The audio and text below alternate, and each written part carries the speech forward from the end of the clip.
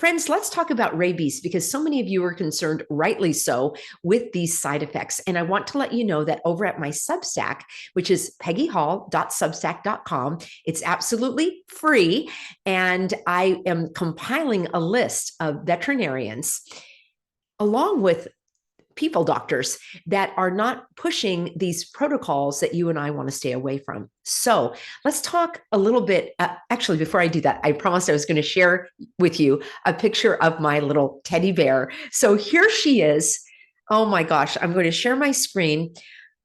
Oh, my little teddy bear. Can you believe how adorable that is?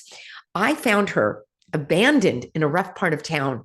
And she was just a few weeks old. She was dirty. She was starving and she was about to kind of stumble out into traffic. I scooped her up and she has been my constant companion. And that was 14 years ago. Here's a picture of Teddy. Oops, actually, that's my little kitty cat, Elsie. Elsie's 19 years old. I rescued her with other cats from New Orleans back in 2005 in the aftermath of Hurricane Katrina. Now, I am recording this in advance, so sometimes the video is a little choppy on a replay, but let me share with you this short little video of Teddy Bear. Teddy Bear, do you want your crunchies? Want your apple? Oh, I bet you want a bone. You want a bone? Oh, where's Elsie? Good girl. There she is. Oh my gosh, that is my little teddy bear. She's here right by my side. Maybe she'll make an appearance. She's sleeping now.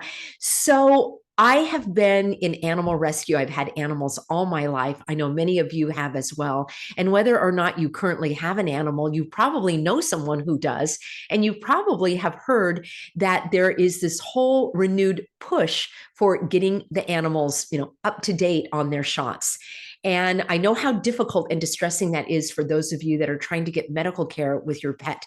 So I want to share with you right off the bat, this veterinarian who is a holistic animal health veterinarian, and he is in Canada, but a lot of what he shares is also applicable to the United States and probably other countries as well. And I would love for you to go here, and he does not know me. This is not a sponsored video, but it is Dr. Jeff Gronet or Gronet, GROGNET.com. I'll have a link for you in the Substack that will follow this tomorrow, the day following this video. And what he has is a whole series of videos called, I'm going to use the word, Vaccine Mastery. And don't let that name put you off, because you can sign up for free and it's a webinar, and it says he takes a fresh perspective, a refreshing perspective about what you need to know to make decisions about this program that you can design for your dog or cat. Now, I will say that when I watch these videos of his, he does make a statement that he believes certain illnesses and diseases, well, he believes that some of these are linked to the shots, and I'll put it that way. Of course, side effects, but he also seems to believe that there are some that actually do some good. So I just want to give you that caveat right now. There are other holistic vets. Email support@thehealthyamerican.org, or just drop your information in a comment here below this video or in the chat so that you can help others learn about this as well. There are some holistic vets like this Dr. Jeff online that are educating pet parents in terms of how to decline these offerings of getting your animal the juice. I'll just put it that way. So let's talk about some remedies. Okay, so I'm going to give you in an upcoming Substack names of vets that you can actually follow and learn from and read and watch and so forth. But I want you to also have some tools that you can use right away if you are in one of these situations where your animal, either your dog or cat, your horse, I've heard about that. They want to give birds these shots as well. So let's talk about this. Number one, of course, is finding a veterinarian who is like-minded and who understands that it is not one size fits all.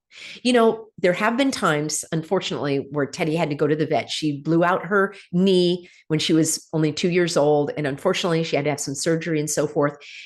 Before she could undergo that surgery, she had to have blood work. If you've ever had any medication or have gone under surgery, you had to have blood work. Why? They want to see if your body can tolerate the medicines and the procedures that they're intending to do. So how is it that they can line people up, including babies and children and adults? Maybe the babies have different dose, but children, adults with all kinds of different medical conditions, background, medical histories, comorbidities, other kinds of conditions, yet they give everybody the same exact cocktail? It doesn't make sense. None of it makes sense, even if you're in favor of these practices, to keep yourself healthy. It doesn't make sense that they would give the same exact dose to everyone without even determining whether or not they can tolerate it. So that ties right into your first strategy of avoiding this juice, this cocktail for your animal. And that is where you say to your vet, my animal cannot tolerate these cocktails. Now, a vet with a conscience is not going to push that unless they're getting paid or they have had brain damage from other medical interventions that they've participated in. So the best thing is for you to contact your vet, or maybe a new vet that you'll find in our Substack or others that are going to recommend them here. Study the videos from Dr. Jeff, and he'll also explain ways that you can have these conversations with your vet. And you simply say, my animal is at risk for an adverse reaction, and you don't want that on your claim and on your practice. So what they're going to say is that the law requires that your animal have these, for rabies, because they might bite another animal or a human. Okay, that's what the law says. And in the United States, that's the only shot that actually is required by law. All of those others are optional. So right off the bat, you don't have to do any of those others if you don't want to. There's no law that requires you to do so. To have your animal licensed and to have your animal go to a groomer or into boarding or even for a vet visit, these locations, all of them are pushing that you have a certificate. So number one, you talk to your vet and you say, I need an exemption from this. Now they're going to say, if your animal bites someone, I have to inform you that your animal is going to be quarantined. It's going to be reported to animal control, and they may destroy your animal if it's determined that they have rabies. All right. I have done other videos about this that are no longer on YouTube that you can find on BitChute and possibly Rumble, my backup channel, which is peggyhall.tv. That's the vault with all of my videos. And I go into great detail about the existence, or let me just say the non-existence of this, and how there have been no reported cases like in over 100 years. So there's a lot there because, just to put it bluntly, I have to put a little space here for the algorithm. Show me the existence of it. All right. I'm not convinced because I don't believe that's how those things happen. Anyway, let's just brush that aside and get you some remedies. So you talk to your vet, you say, I need an exemption. My animal is too old, too ill, had bad reaction, and cannot tolerate this.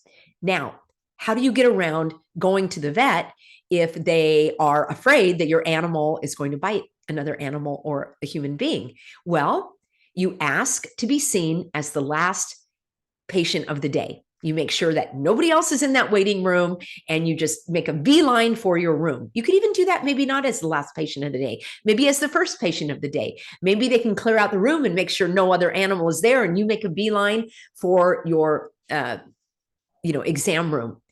If you do have an animal that's a little spirited and maybe likes to nip, when they're in a kind of a fearful state, like at the vet, you could put a humane muzzle on your animal. I have never done that. I'm not recommending that you do it, but I'm offering it as an option because at least that comes off after a few minutes, unlike something that's injected into your body. Your animal has zero risk of biting anyone if their muzzle is restricted. Problem solved. Let's think outside the box, shall we? These medical professionals often are only in this dichotomy of, you have the cocktail or you don't. No, there's all sorts of other options, and I just gave you 3. Now, another one is that you have the vet come to your home. You find a mobile vet so that there's 0 risk of your animal being a risk to anyone else. Okay, that's another option that I just gave you. I think that's number 4. And then number 5, I'm not in favor of this, but some people will get what's called a titer drawn, which is blood work that will show whether or not your animal has the, antibodies to these illnesses. Okay, again, I don't believe in any of that. So to me, that's a moot point. I would not do that, but some people would choose that. And it's likely a far less invasive practice than getting the cocktail. Now, the same thing goes for horses. And that you can show that your animal has had a reaction. And I have heard, I don't have horses myself, but I know people who do. They have drawn the blood work, and because they've had those shots all these years, that they are able to show the damage. All right. The final thing that I have to offer, and of course, I can't recommend that you do this, but I'm sure that some very clever people have done so. They may have gotten their hands on a rabies vaccine. Oops, I said that, didn't I? But that's all right. They may have gotten their hands on a certificate of, the shot that came from a vet. And they might be very clever in, how do I put it, computer technology. And they might be able to change, I don't know, for example, this is just satirical humor. They might be able to change, I don't know, the name of the animal, the breed, the date of the shot delivery. And I have a funny story about that because somebody told me that they actually had done that, and they recreated it, and they had it, and it was for a groomer. They couldn't even get their animal into the groomer. So again, have the mobile groomer come to your home.